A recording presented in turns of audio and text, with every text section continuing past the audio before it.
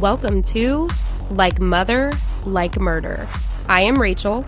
And I'm Heather. We bring you the good, the badass, and the crime. This is Like Mother, Like Murder.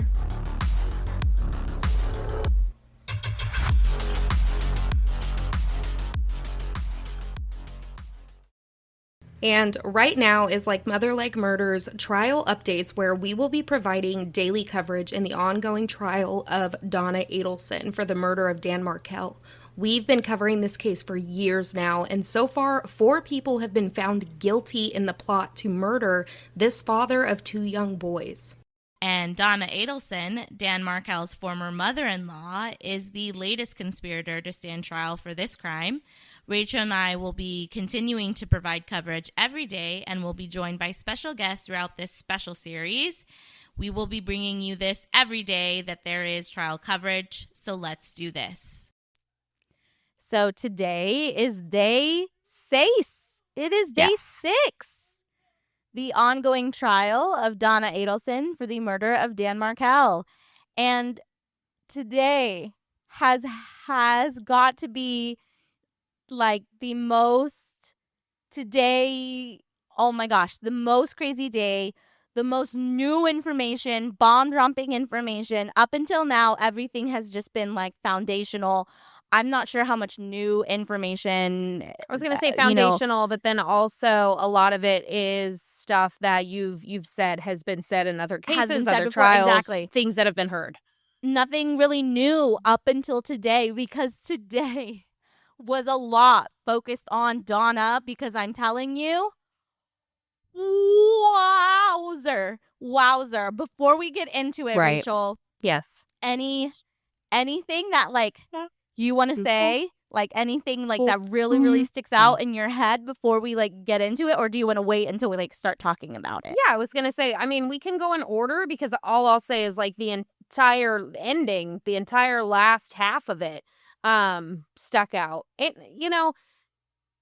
there's certain things that I'm just like, duh, okay, there it is. That's the moment. Here we have it. I know the amount of times I just yelled guilty. Right. I mean, so it's we get there, into today. We get there. Oh yeah, it's building, and building. But before we get into today, just because today is going to be so hardcore, we need to say this at the front.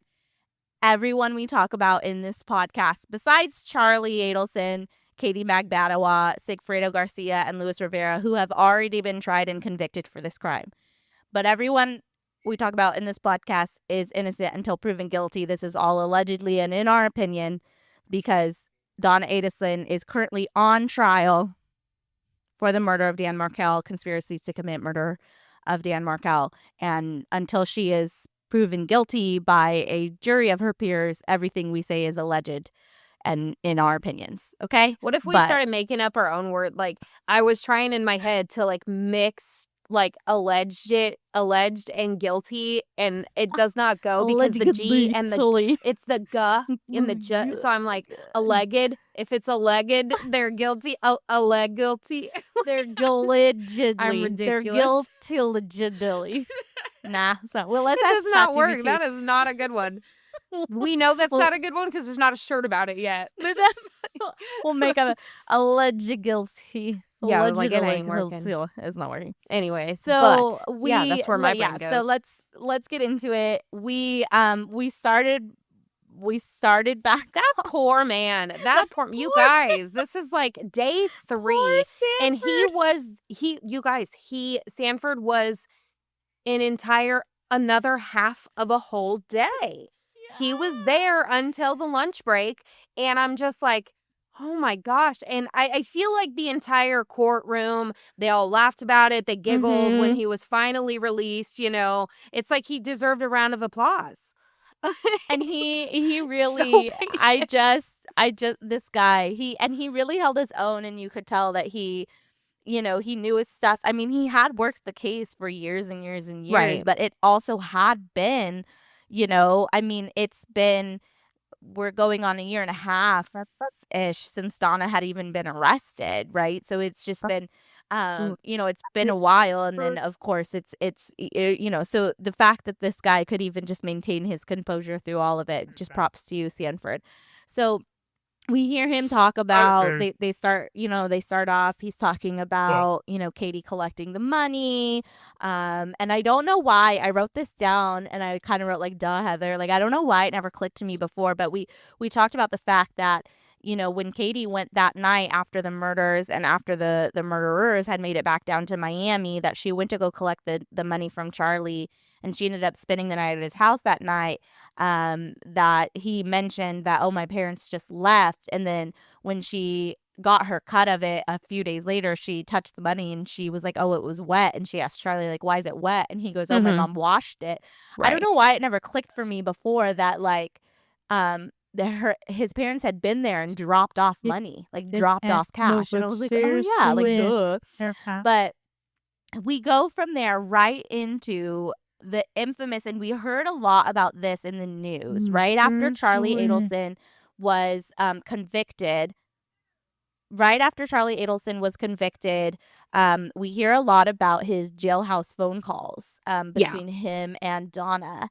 And it's new in that it has not been presented in a trial before, because obviously this is after Charlie had been convicted, but we did hear about this in the news. I remember reading about this, and so what happened is Charlie and Donna were on a call. Of course, we know jailhouse calls can be recorded.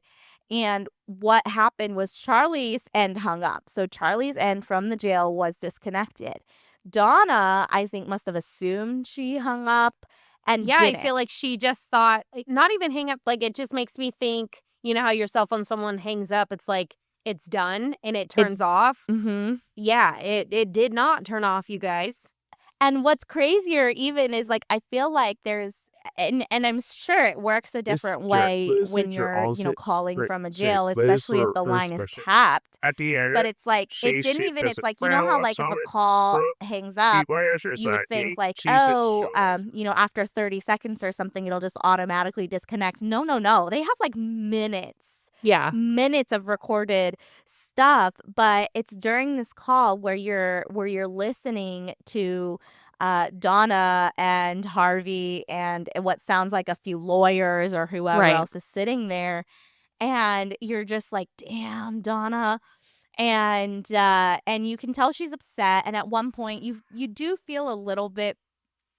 No, you don't feel bad. This is the first time that you see her. No. For me, this was the first time that I saw her crying throughout these 6 days.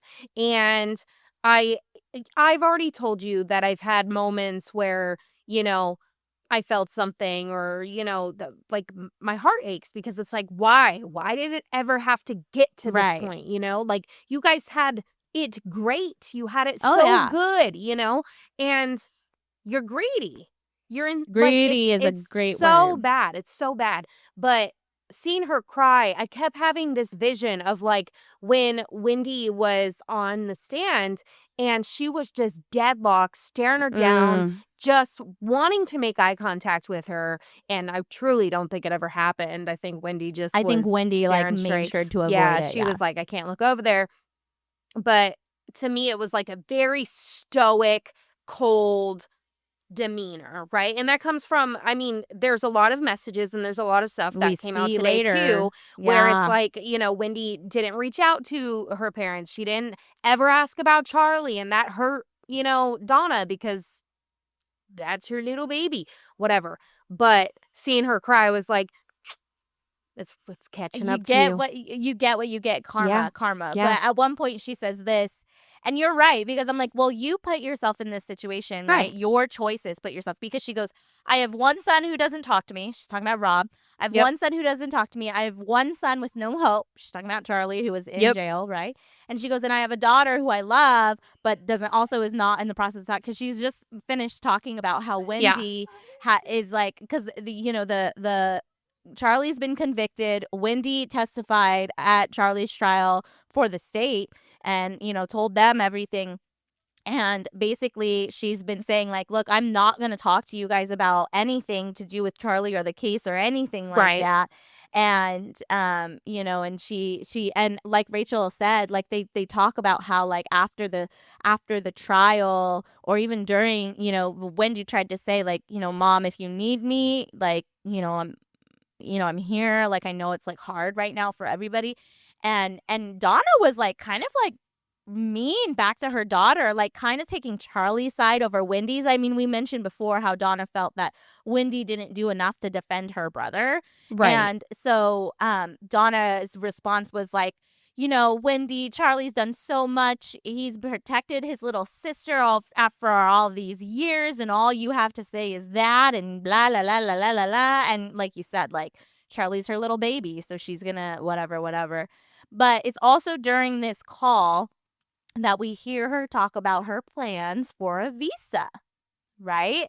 And it is this call that detectives hear about this, and later, kind of confirm with some later, catching up, that they see that she's making plans, she's buying tickets, and that this leads to the infamous arrest at the airport, literally on the jetway, minutes away from boarding a plane. That Donna and Harvey are taken into custody, and that they get her phone. They then also get a search warrant for her home, and they gather some evidence from her home as well. And this is where, like Mother Like Murder, I was in an airport and I was like on my phone recording an update, you guys. Donna Adelson was at an airport on her way to Vietnam. I remember you going, oh my gosh, and like texting me, sending me articles or whatever it was, and just freaking out. And I'm like, oh my gosh, you need to come home so we can record something together. And she's like, we ain't recording shit together. I'm recording it right this second. I literally was like at an airport, and luckily I have like a super early morning flight. The airport wasn't super loud, but of course all I have is my phone. So I'm just like, you know what, it is what it is. Yeah. And worth I it. was like, we gotta get it out. Gotta talk about it. That was absolute insanity. And so that is when the state, wraps up with Special Agent Sanford. And then the defense starts their cross. And the poor guy, like, he already has been on the stand for 2.5 days at this point, and he just looks exasperated. And then the lady, the female defense attorney, I'm sorry you guys, I still don't know her name, and she gets up to do the cross, and I swear to God, guys, his sigh, he was straight up like, and he has kept his composure so good through this, but he straight up goes like, and I the same thing, because I'm sorry, out of the two defense attorneys, I feel like she is the least prepared with these cross examinations. She is not good. And you'll see during her cross, like, she tries to cross him on evidence that he didn't even freaking testify to, and she's having to ask him, wait, was that you that you testified to that? And he's like shaking his head we're gonna have other people up here, we'll get to them. We're gonna have other people, we'll get to them. That testified to that? Like, are you joking, lady? You don't even know what this man testified to. Like, you're putting him and the rest of the courtroom who's watched this guy testify for 2.5 days through this stuff. Like, lady, seriously, get your stuff together. The only good thing from her was the, moment of comedic relief when she went up there and said, like, we're gonna have to rewatch every single or re-listen to every single one, and his face was like, are what? you joking? He's like, I would not do that to you or anyone here. Anyone in this courtroom. And he goes, thank you. The other comedic thing that I found, and I feel like she set herself up so perfectly for anyone to just be like, you're dumb, because his facial expression said everything. So she says, so you listen to all the calls, because a big part of his testimony, right, was going through all the wiretapped calls. Yeah. And she says, so you listened to all the calls and you considered everything in them, right? And he's like, well, yeah, we listen to all of them. We consider everything we listen to. And she goes, so You even consider when Charlie calls his mom and he says to his mom, you didn't do anything to anybody. You don't know anything. You considered that, right? Too, like, you considered that too, right? And he gets the biggest smirk on his face, like, sure, yes, ma'am, I considered it.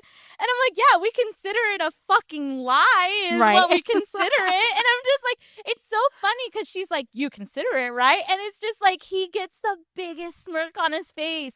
And it's like, why would you set yourself up for a witness to just completely, like, tell, like, just with his facial expression show, like, oh, you're stupid. Like, we just spent the last 2 days showing you why, like, Charlie Adelson is an idiot. Like, you can just tell through these 2 days of testimony that Charlie, like, anyone who just listens to 2 days of Charlie Adelson prattling on will be like, no. Right. Yeah, that was funny. But, I mean, props to him.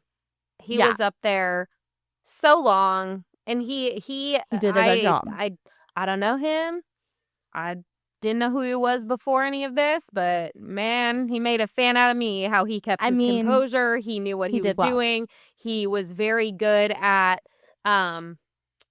whenever someone said something that, you know, whenever she tried to, like, get him. Yeah, like get him or like set him up or whatever, where he just had like a witty or like a just stop kind of like vibe about him, you know? Yes, and I'm just like, oh my gosh, I loved him. And he still did it like respectfully, but just like a very like, okay. Yeah. Well, and then she very subpar cross, but she finishes up her, and of course I could be completely biased in this. I do think just in general, her crosses are just not as good as the gentleman's, but also just like in general, I don't think the defense is mounting a very good cross.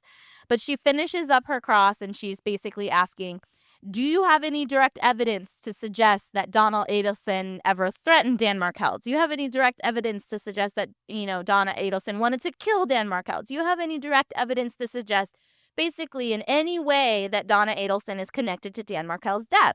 To which he has to respond, no, I don't have any direct evidence that Donna Adelson was connected to Dan Markel's death. And then Georgia freaking Kappelman, my freaking hero, she stands up for redirect, and the first thing she does, did you have circumstantial evidence? Right. That Donna Adelson was and again the Dan smirk Markel's just death. Came straight on smirk, it. And he goes, a lot. Yeah. The literally redirect every was just single thing. Class. Yeah. And Georgia Kappelman just really knows how to bring, because the whole point, right, of a cross is to just like negate everything that happened on direct, really almost try to like throw stones at it, make it look like muddy the waters, right? Almost like if you can confuse the jury with it, make it look like the witness doesn't know what they're talking about, or that all of it was trash.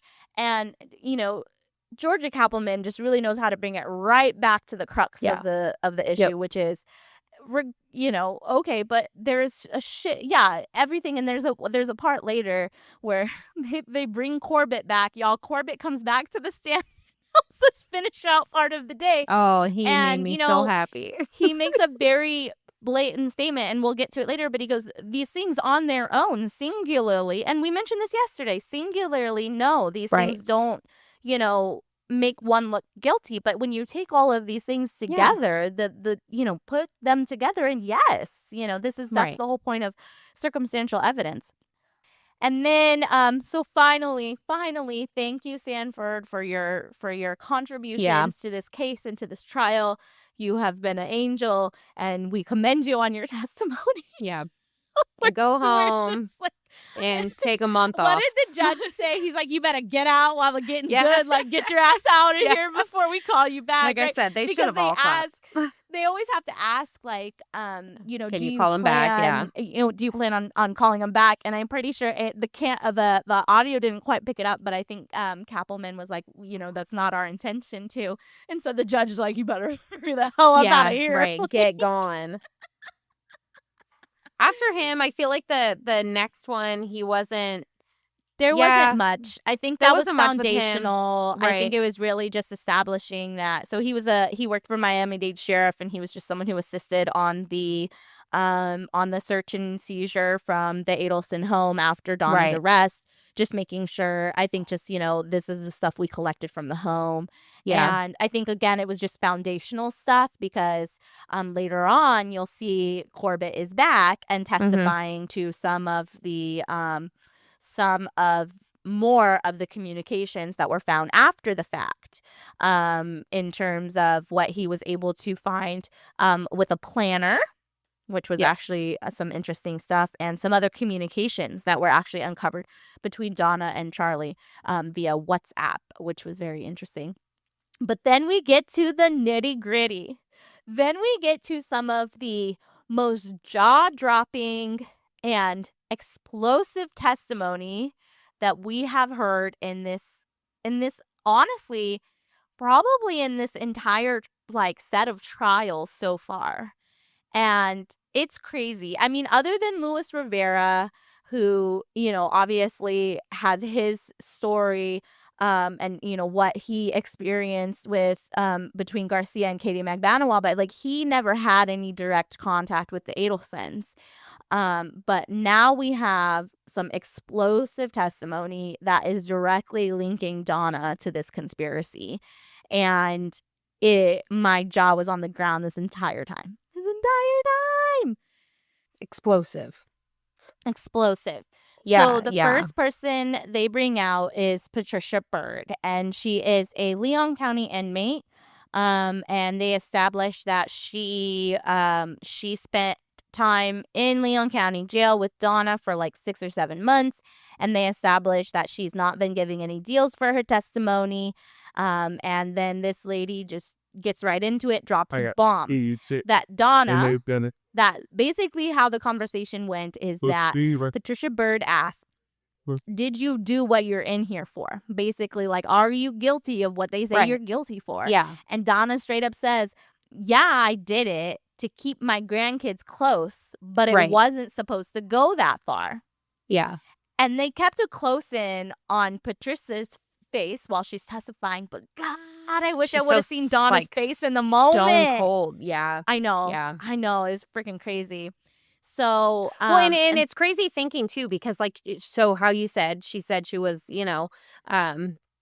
cellmates, or they called it a different word. Podmates. Yeah. And, they befriended each other, her and the next one that we're about to talk about. And it's I could only imagine claiming or saying someone's my friend in there, and then sitting across on stand, having to testify against someone like that. That is absolute insanity. And I just could not imagine how you said looking at Donna's face in that moment. If I was Patricia. For sure. And except for the other one we're talking about, I feel like she could have just stood there and stared her down the entire time. Oh, for sure. I know. They were totally different. Yeah.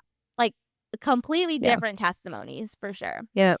And then, so basically what Patricia goes on to say is they established that Patricia had also previously done time with Katy Magbanua. And she says that when Donna found out that Patricia also did time with Katy, that she told Patricia, hey, you know what you should do is anyone who comes in here, anyone who will frickin' listen, investigators, my defense attorneys, anyone who will listen, tell them that Katy told you. Right. So, Donna's basically feeding Patricia a story that if Patricia, any chance she gets, she should tell an investigator this. Hey, Katy told me that Sigfredo Garcia and Luis Rivera went and killed Dan Markel because they knew that Katy's boyfriend, i.e. Charlie, that Katy's boyfriend's parents had money. Yep. Okay. Which is basically the defense that was mounted by Charlie during Charlie's trial. Yeah. Right? That Katy, Sigfredo, And Extortion. Luis Rivera did this on their own, and then after the fact went and blackmailed Charlie. Okay? Right. And then, so that was the story. And then Patricia said that in exchange, Donna said, and when you get out, I'll get you a trailer, I'll get you some land, and my husband will fix your teeth for you. Yeah. Yeah. Okay. The bribery. And then Patricia also testified that Donna would also get her gifts from the canteen, which is like the store inside, and that she would get her gifts from the canteen when they were still obviously like in jail. Okay, so then they confirmed. So did Katy ever tell you any of this? And Patricia's like, no. And then they were like, but you did go and tell people this? And she goes, yeah, I went and told this stuff to investigators, but I told them that none of it's true, but Donna told me to say it. Right. And she explains that, some of the other girls, like, Donna had said this to some of the other girls, and the other girls had said it, and that Patricia explained this to her own attorney, and that at that point is when her attorney told it to the state's attorney's office, who then contacted her. And so, straightforward, just some perjury and bribery, possibly fraud, just some straightforward bullshit. Okay, and so they she knew what she was that. doing. She knew what she was doing. It's so clear. Yeah. And this is just this seems very. This to me just seems right up Donna's alley. Yeah. Because the manipulation, the very scheming, she's puppeteering exactly, like the very like masterminding, the very like playing my puppeteer. I'm gonna move my pieces here, there, and the other, and so to me it makes perfect sense. For it fits the character, it fits it. And then they do cross, and basically on cross they're just trying to establish that she's potentially not a reliable witness. I mean, we've got a jailhouse informant. If y'all have listened to Like Mother Like Murder, you've heard us talk about jailhouse informants, but obviously the prosecution tried to establish at the very beginning of her testimony, you're not getting anything out of this. You're just telling us something. You're not getting out of jail for this. You're not getting a reduced sentence out of this. You have no deal on the table for this. And they're like, and she's like, yeah, I've not been given anything for this. And that's it. But I feel like there was a moment during this cross that I feel like something he said, I had to rewind it, and I was like, I feel like you kind of fucked up, because if you really listen to it, you're like, okay, like the way you're saying it, maybe that's not like an admission of guilt, but like the way the jury could have heard it maybe makes it sound like you just said something bad about your client, which is not good. So at one point he brings up that he says, you testified that Donna said it wasn't supposed to go that far. And the witness responds, that's correct.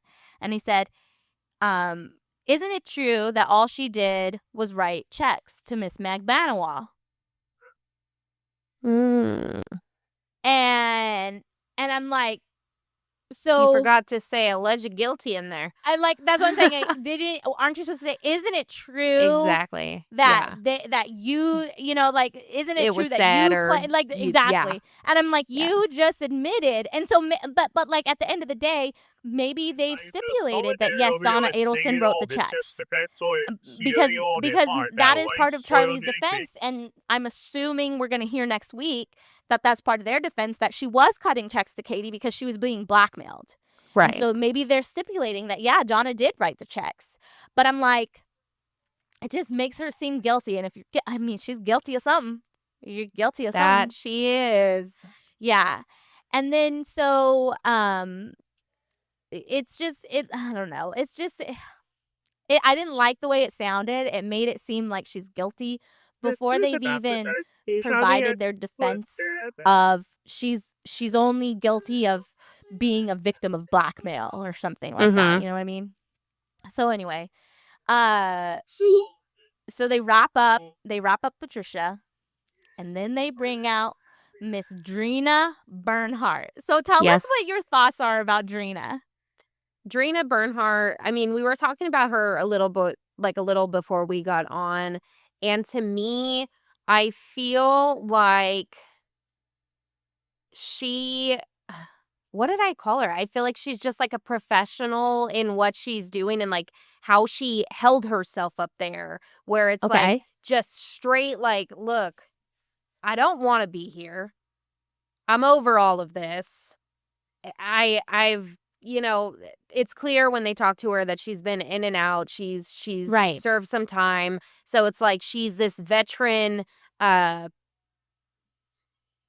criminal and she, I don't know, like if they never say if she's ever been on other cases or worked as like an informant or like done anything else like that. But to me, it's like she sat there and was just kind of like, look, this is part of the game. Here it is. This is part of the life. This is what it is. Yeah. I'm going to tell you what I know, what I heard, and I don't really care about anything. To me, it was like a I don't care vibe, but also like a just like straight matter of fact person. Yes.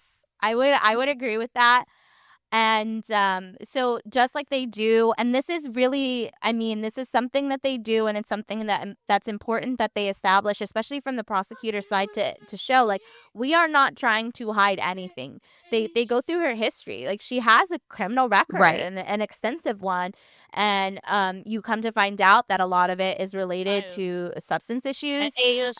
She's been in and out of jails. She's been in and out of rehab programs, sounded like, and that some of these previous convictions did entail being untruthful in some way, shape, or form, which makes me think like fraud, maybe passing bad checks, in some way stealing to get extra money, anything like that. When it comes to substance use, I mean, you can use your imagination to think of what people will do for extra money to get drugs. Right. So that tracks for me. So they bring her out though. And they established that she spent several months, I think they said like 4 months, 5 months, with Donna Adelson. And one thing the one thing she said early on is that she said that her. You caught that too? Donna referred to her as her, jailhouse daughter? It was so weird. Something along those lines. Daughter. Yeah. And then other like creepy things. She said that sometimes she would refer to her grandchildren, the boys, as her children. I always have a problem with that weird sense of like, and I'm all for like a involved, happy, helpful grandparent. Don't get me wrong. Hells to the I'm all for the supportive grandparent, but that weird possessiveness of your grandchildren. Knowing who she is, I mean, given all the circumstantial and stuff, I can see why. If it was anyone else and someone did that, I'm over here like I call my kid my dog. I call my mom, my brother. Like I'm always like, oh yeah, what's up? So it's like I do that, so I can totally see. And she's older. She could simply be talking about, oh, my kids. Oh, I mean, my grandkids or something. But based on everything, I can totally see it. It was like a slip of the tongue thing. But the way that she... the way that Drina explained it, it was like a purposeful thing that she said. Like, my children. Oh, I must have missed that. Like, I missed that part for sure. No, it was really gross. She said she also, in talking about the case often, which is something, apparently she did, that she brought up that she was worried about Rob's testimony. Rob had never testified before. We talked about this. And she specifically said she was worried about Rob's testimony. And then, of course, they talk about Katy and the fact that Drina, just like Patricia, had also done time with Katy. Yeah. And then we get into the fact that, or the allegedness, that the same deal or similar deal that was made with Patricia was made here again with Drina, that she wanted Drina to testify to some statements about Katy, but this time... Donna, allegedly, went so far as preparing a script for Gina. Drina, yeah. For Drina. That basically is almost word for word Charlie Adelson's defense. Okay? That Katy went and murdered Dan Markel, and then after the fact, told Charlie, pay me or I'm about to tell everyone. Yeah. Okay? And Drina, in exchange, got gift baskets, like foods and stuff. She got phone calls paid for. And then if she was to ever get out, she would get wired $10K from Harvey. She would get a grand piano, random. She would get a camera. And Donna, and if this is true, this really, really extremely so much pisses me off, because now not only is Donna a horrible liar, but she also has zero heart, because she doesn't care about a substance user who has a problem with substance use. She said, oh, I know a guy who can get you pills. Yeah. You don't say that to someone who's been in and out of rehab and has a problem with pills and is in the middle of, county, probably dealing with, withdrawals and whatever. Yeah. Like, what the fuck? That part really pissed me off. That's disgusting. Absolutely disgusting. So they bring up and they establish this. They establish the script, and Drina still has her notebook from county where she had the script, right? That her and Donna had gone over. So during cross, they point to the fact that she had sent a letter, and they're basically, again, doing the same thing. They're trying to establish that she's an unreliable witness. And what they're trying to do is they're trying to say that the timing of her telling people about this ended up coinciding with when she was released at a certain time. So basically what happened was she sent a letter saying, I have information that Donna Adelson is trying to get me to testify to some false information. And then a few months later, she's released. But the witness, Drina, she did a good job. She held her ground. She was like, that's not why I was released, because of this letter. Oh, yeah. They continuously tried to just be like, oh, this is exactly why you got out, because of this. And she's like, no, that's not. And she just yeah. Yeah. And again, they're just trying to make her an unreliable witness. They're basically trying to say, look, we can't trust this person's information because they only did it to get an early release. And look, she did get an early release. And basically what they're trying to say is look, she was facing a substantial sentence, and if she could come to some kind of agreement, she wouldn't have that sentence. And basically they're trying to do that. But the thing is, we mentioned this before, she had been in and out of jail. She did have a substance use problem. She'd also been in and out of rehab. So what it makes me think is that her release, there's a really, really good chance that her release had nothing to do with this. I mean, it could have. Who freaking knows how we know the justice system isn't always the most, golden, everything works perfectly and it's all above ground and yada, yada, yada. You're right. But there's a lot of times where the release happens because they know, go to rehab. That we know a lot of times, here's your options, more jail or rehab. Pick. I mean, how many times is that? Especially for a young woman. Who knows? Maybe she's a mom. We don't know. They didn't get into that, but they give people an option sometimes. Which one do you prefer? And then on top of that, what we find out during cross as well is that, sure, she was released, but now she's back in county for a different thing. And her testimony that day, currently on that day,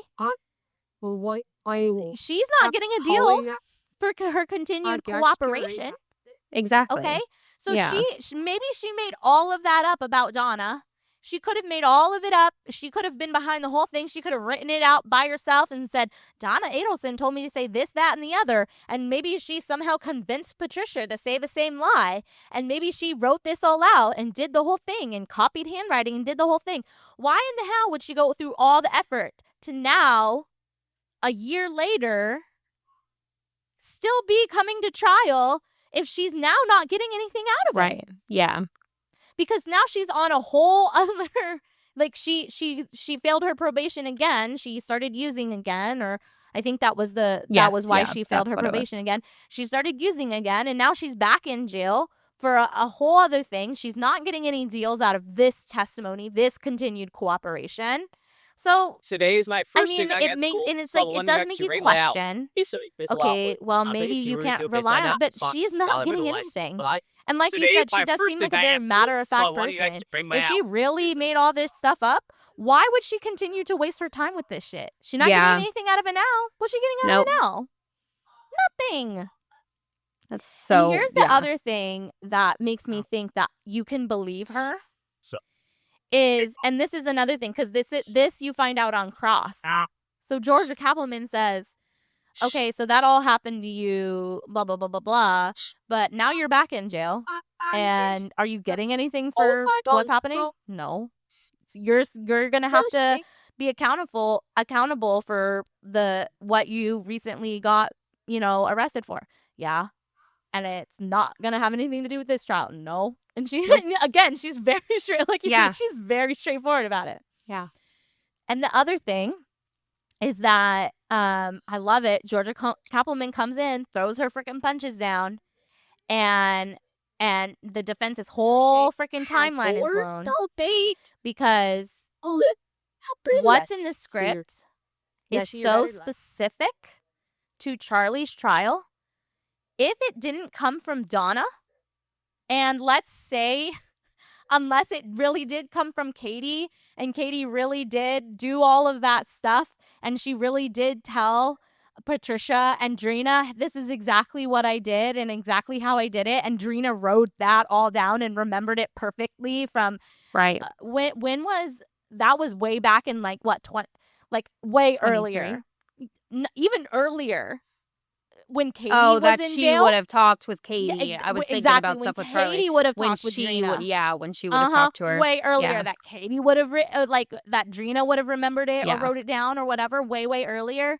Like, the details that Drina had written down, it was the $300,000. Because if you remember, they were going to offer Dan Markel a third of it, or $1 million, and a third was going to come from Charlie, and then a third, whatever. Everything was super detailed. Either they had to have gotten the facts somehow. Yeah. And how would Drina had been day for day watching Charlie Adelson's case. Yeah. Which, I don't know. They have TVs in jail, but I can't imagine they let them watch trial shit in jail. Especially pertaining to someone that you're standing next to. Or, Or she was fed that freaking information. Right. Yeah. There's no way. There's no way. And on top of that, after Drina gets off the stand, Kappelman does a great job on redirect. They bring in this crime lab analyst, and say what you will about handwriting. I'm still 50-50 on it. I don't know about it. She comes in and says Donna Adelson wrote the script. Yeah. So. Because she did. Allegedly. The way, and then we'll get back to the script because Corbett also is able to give us some information. He's awesome. That freaking Corbett, poor guy, he's come back. So now with him, between him and Sanford, they've literally taken up 80% of. Seriously, yeah. Yeah. He's back, and he really only has the last 30 minutes of the day. He's not there too much today. It's quick. But he brings some really, really good evidence. Yeah. Corbett brings some really good evidence, and I understand now why they have to bring him back, because I think basically the reason they brought the random dude back was to establish, this is some of the stuff we seized from Donna after her arrest. Yeah. And then they bring Corbett back because he analyzed the stuff that was seized. So they bring him back, and one thing that they had found was in the script that Drina had in one of the things, the word extort. So supposedly Katy Magbanua, and if you listened to day 4 and 5, you heard Katy talk a lot. She supposedly used the word extort. Katy said, "We extorted Charlie," and the word extort was underlined. Now, prosecution had zeroed in on this earlier in the day today. They said, and you can see there that the word extort is underlined. Did you do that, Drina? And Gina's like, no, I didn't do that. It would have been Donna. Like, I don't. Yeah. Why would extort mean anything? And I was also like, why are you drawing attention to like that's weird. Why would you draw attention to the word extort? And then they're talking to Corbett, and the prosecution says, okay, what's significant about the word extort? And Corbett says that when they have seized Donna's computer, I think this came up on the computer, that he testified that a week before Charlie Adelson's trial, Donna had searched, she had basically Googled or searched up, what's extort versus blackmail? Yeah. Yep. And they point that she looked this up in 2023, a week before Charlie Adelson's trial, even though she supposedly, her and Charlie, had been the victims of this scheme since 2014. And now she's only just now trying to figure out. She Googled some other stuff, too. And she Googled some other stuff. What was the other stuff that she Googled? Where she should go. What is not what's the right word? Non-extradition countries. Yeah. Yeah. And they also found on her computer chats about how to get her visa to Vietnam fast-tracked. Right. And was Vietnam one of the countries listed as a non-extradition country? It definitely was. And the other part of that was her, fast-tracking it there, but then also a one-way ticket. So none of it looks good. They also have Corbett talking about, because this word extort and this whole idea that and it's good, and the prosecution is really, really smart in the way that they bring Corbett back, and they kind of, because otherwise they would have had to talk about this 3 days ago, and it's not as fresh in the jury's mind. They're so smart for doing this. They bring up this idea of extortion, and they bring up this idea of the blackmail, and they're really looping this back around because they know that this is most likely the way the defense is going to play this, that they're going to get up there on Tuesday. The defense is going to come back on Tuesday and say, Donna Adelson is the victim of extortion. This is all Katy Magbanua's fault.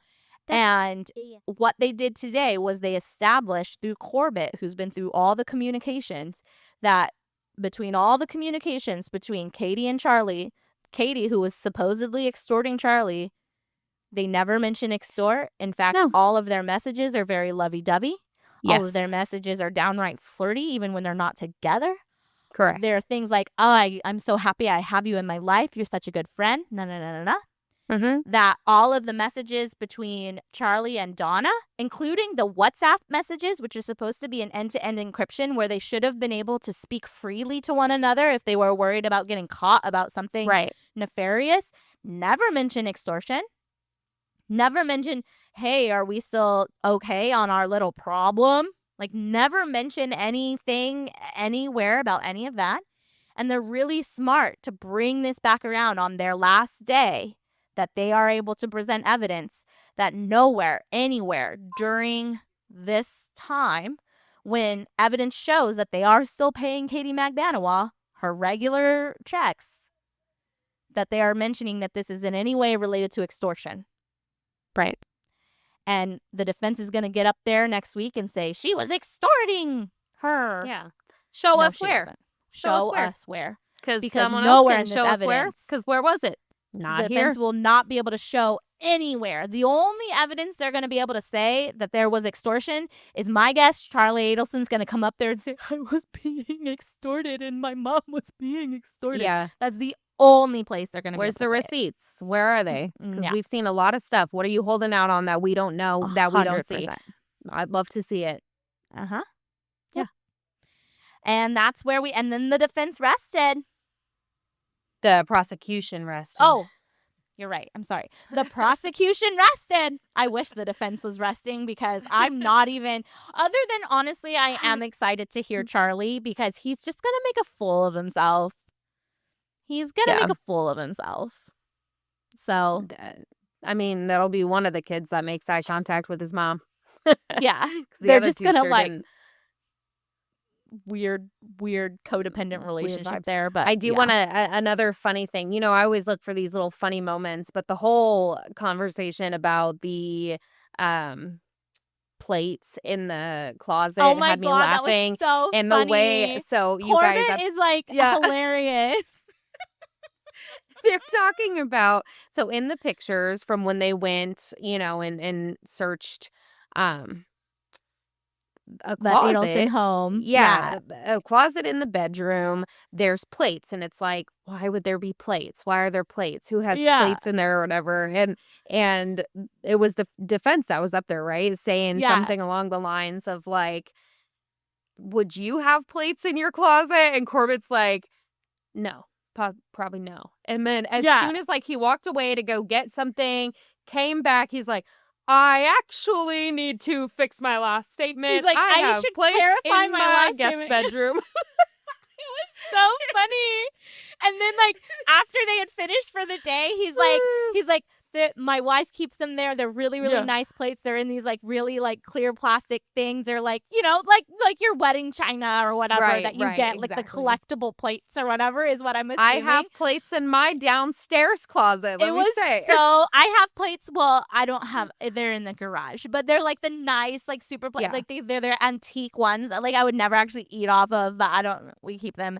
Yeah. And so it's just like, but freaking Corbett, man. I mean, at one point he had the jury laughing. At one point, even Sanford had them laughing. Like it is again. I think it's important, especially for guys like Corbett, and especially for guys like Sanford who have to spend such a long time on the stand, and a lot of their testimony is like listening to calls and reading over this and this and this. It can be very drab, which can make a jury be like, this guy is boring and annoying, right? You know, which is not supposed to impact how they would, you know, vote and how they would feel about the evidence being presented. But people are people.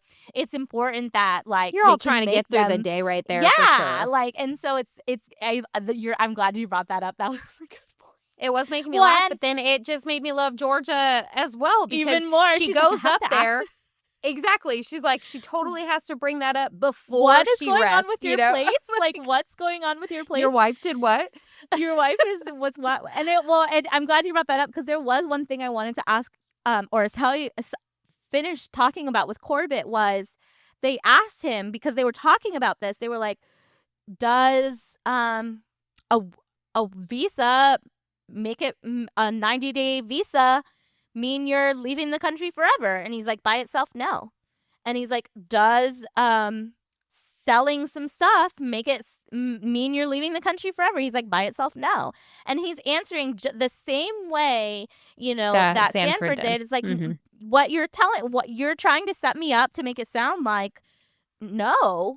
But the way they answer so well that they're like, you're answering no, but you put that all together, it's circumstantial evidence, right? That by itself, no, but you put it all together and allege guilty. See, it works. Allege guilty. I like it, and that's where we'll leave it. Yeah, and now we get 3 days off. 3-day weekend. We've been at it every single day, you guys. We get on 6. We get on at 6 o'clock. We have this conversation. We watch it throughout the day. It's been a full there was a lot today. Podcasting days this entire week because we're watching this trial all throughout the day, and then we get on, we do this, we edit, we get it out. And we're going to enjoy our 3-day weekend, but we'll be back at it on Tuesday because defense is going to start on Tuesday. And I hope that Charlie starts because we have Tuesday, Wednesday. We get on flights on Thursday. And I'm like, please don't do Charlie on Thursday. I know, because I gotta watch. Like, I got I'm like, to see my ugh. Charlie. The first time that I'm gonna pay for Wi-Fi on a plane if Charlie's on Charlie. Might be Charlie. Well, yeah, and because you have a long flight, my flight's short, so like Okay. I should be able to catch up with stuff. And see. I don't think but mine's yeah, too it's- bad. I have no idea how long it is, but I don't know. But we hope you guys all enjoy your long weekend. Please be safe. If you haven't already, go catch up on the last couple episodes. Today is definitely the day. You know, if you want to go back and watch today's trial, you should, or just listen to this episode a few times. But today was a big one. The prosecution brought their receipts today. Yeah. And I think this is the day. This is where the evidence is gonna slam the case on Donna. What we saw today, I think what we saw today is gonna make or break the case for the jury. It's whether or not they believe the Patricia and Drina, and it's whether or not what they saw in terms of the totality of evidence of Donna's actions leading up to Charlie's trial and right after Charlie's trial is evidence of a guilty conscience. That's what we're gonna see. I think that's where we're gonna see whether or not the jury believes, and then we'll see if the defense can prove their theory of blackmail, extortion. We'll see. Yeah. And I'm super eager to see where you guys stand with everything. We would love to hear, if you guys are watching, or if you're not even watching and you're just listening to these updates, to Heather bringing these updates. I want to know, where does your head stand? Are you Team Drina or Team Donna? I love that. Or Team Corbett. Whatever you want. I'm Team Corbett. Team Kappelman? I'm Team Kappelman all the way. Yeah, for sure. All right, we will talk to you guys on Tuesday. Yeah. Mm-hmm. Yeah, Saturday, Sunday, Monday, Tuesday. Whoop, whoop. Have a good 3-day weekend, you guys. Be safe out there, and we'll talk to you then. Okay, love you. Bye. Okay, love you. Bye.